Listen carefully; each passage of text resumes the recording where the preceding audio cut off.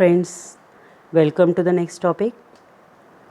In this video, we will be discussing the wastewater flow. If you have watched the previous video, in that video we have discussed about the combined system and separate system. Usually in the urban areas, the combined system is adopted.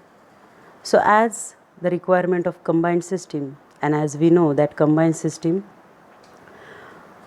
discharges and carries the wastewater which contains the storm water and wastewater coming from the domestic or industrial. So both the types of water get combined in the combined system. So usually combined system is adopted. So that is why to design such type of combined system, or we can say design of sewers required for the combined system, we need to first of all determine the wastewater flow rates and the storm water flow rate. So in this particular video, we will be discussing the wastewater flow rate, how to calculate the wastewater flow rate, what are the different factors affecting it, and what are the design criteria. So in order to determine the section of the sewer, it is essential to the total quantity of wastewater or the sewage that would be flow through the sewer. The total wastewater is divided into two parts. So the wastewater flow is divided into two parts. The first one is a dry weather flow and second is storm weather flow. What is meant by this dry weather flow? The dry weather flow refers to the wastewater flow in the sewer during period of dry weather. We can say non-monsoon season, it may be winter season, or it may be a summer season. So in this particular weather or the seasons, the storm water will not join the sewer, so that is why the flow is called as a dry weather flow, when no storm is in the sewer with the minimum infiltration. The dry weather flow is also sometimes called as a sanitary sewage. It consists mainly of domestic sewage and industrial wastewater. So in the dry weather flow, as the storm water is absent or because of no precipitation, only the domestic sewage and industrial wastewater get joined to the sewers, so it is called as a dry weather flow. There are different factors which are affecting the dry weather flow. The first one is a rate of water supply, population growth, type of area served, and infiltration of groundwater. So let us discuss about each and every point or factor in detail. Now the first one is a rate of water supply. How the rate of water supply affects the dry weather flow? Let us see. The rate of water supply to the city or town is expressed in the liter per capita per day, as we know that the water supply is always measured in the liter per capita per day. The quantity of waste water entering the sewer would be less than the total quantity of water supply. It is very obvious that only we can say the 80% or 75% of water will become the wastewater and will join the sewer. So that we have to consider. This is because of the fact that the water is lost in the domestic consumption. As I said, only 80 and 75% water is becoming the waste. So the rest of the 25 or 20% is lost in the domestic consumption, evaporation, lawn sprinkling, firefighting, industrial consumption. So however, private sources of water supply and infiltration of subsoil water in the sewer increases the wastewater flow rate. The sewer should be designed for a minimum of 150 liter per capita per day. So on an average, the sewer design should be for the 150 liter per capita per day. The second point is population growth. How the population growth is affecting the dry weather flow? As we know, there is a direct relation of the demand of water supply with the population. So as the population increases, demand for water increases, and it also eventually results in the wastewater generation. So quantity of sanitary sewage directly depend upon the population. As the population increases, quantity of sanitary sewage also increases. The quantity of water supply is equal to the rate of supply multiplied of population. The sewage quantity which will be produced in the town due to the future development of the town and population should be taken into account, and as far as possible accurate result should be obtained. So whenever the sewers are designed, we have to take into consideration the future development of the particular city and accordingly the growth of population. So while designing whenever we are designing the sewerage system or the sewers, we have to keep in mind that for the future consideration also we have to design it for the next 30 years. Usually I think you must have studied this design period term in the water supply engineering also. So from that we are getting taking this idea that for next 30 years the sewer or sewerage or the treatment processes are designed. So by considering that the population growth in that particular area, the development in that particular area we have to consider, and likewise the sewers are designed. Third is type of area served. So it very much depend upon the which type of area you are serving, where the water is supplied for industrial, for commercial, for domestic, because each and every sector like industrial is having its own demand. It may vary from the domestic demand and also it is differ from the commercial demand. So each and every sector is having its own demand. So depending upon that the water requirement and eventually the wastewater generation or the flow also varies. Then the infiltration of groundwater. Groundwater or subsoil water may infiltrate into the sewer through the leaky joint. So if suppose the sewers are laid and if the leaks are present or the leaky joints are there, in that case there are chances that groundwater or subsoil water may infiltrate into the sewer. So from the soil the water get infiltrated into the sewer, may join the sewer. So in that case also the wastewater flow changes. Exfiltration is the reverse process which indicate the flow of wastewater from the sewer into the ground. So there is another term that there are chances of infiltration, but there are also chances of exfiltration. So what exactly is the exfiltration? So exfiltration is the wasting or the flow of the wastewater from sewer to the ground. Due to infiltration, the quantity of flow through the sewer increases. Exfiltration result in decrease in the flow and consequent increase in the population of groundwater.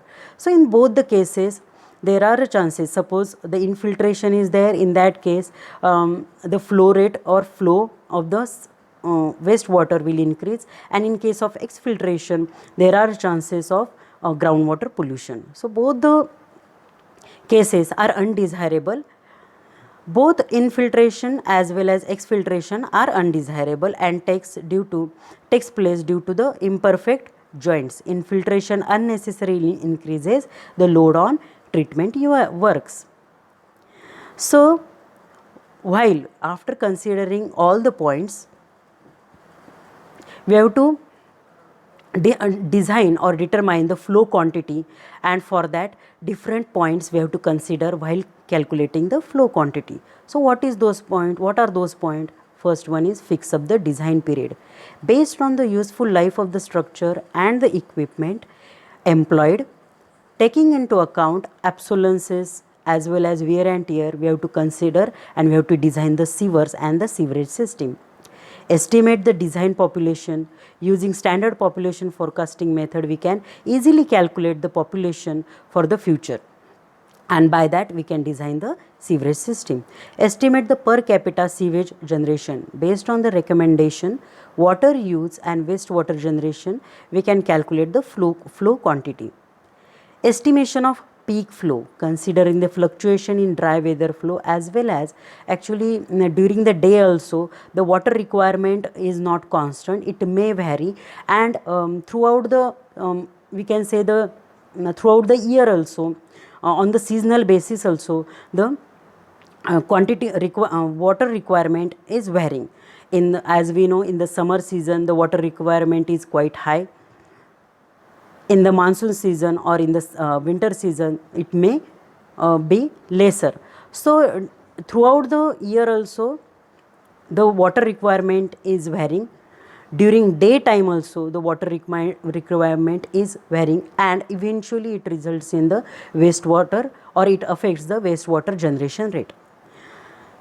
So we have to consider those points also. Accounting for additional inflows, if any, from the sources other than domestic sewage. So we have to consider any other inflow are there or not other than domestic sewage.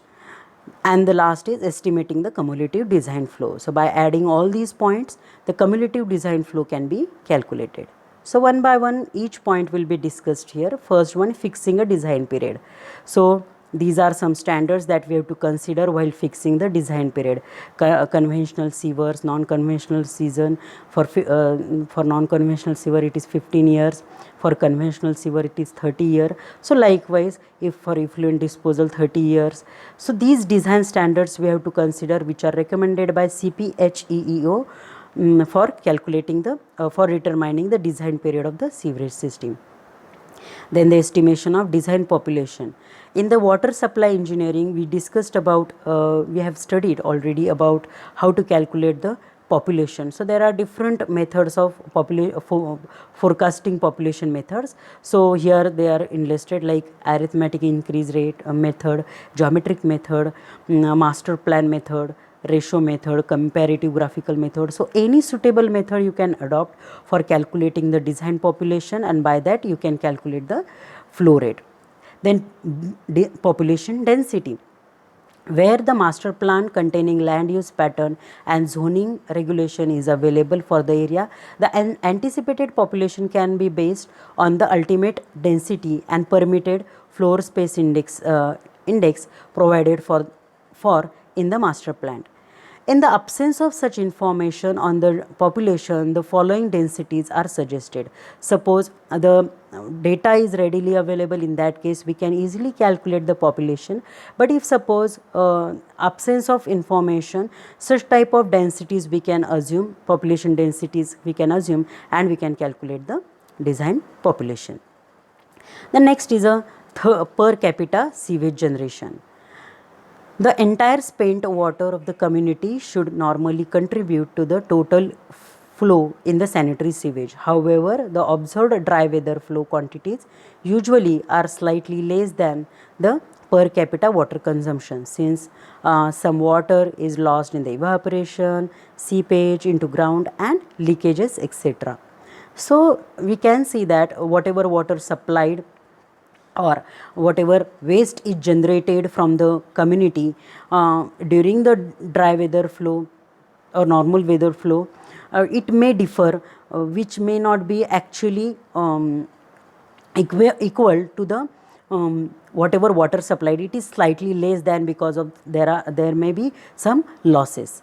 In the arid regions, mean sewage flow may be as little as 40% of the water consumption, and in the well developed area flow may be as high as 90%.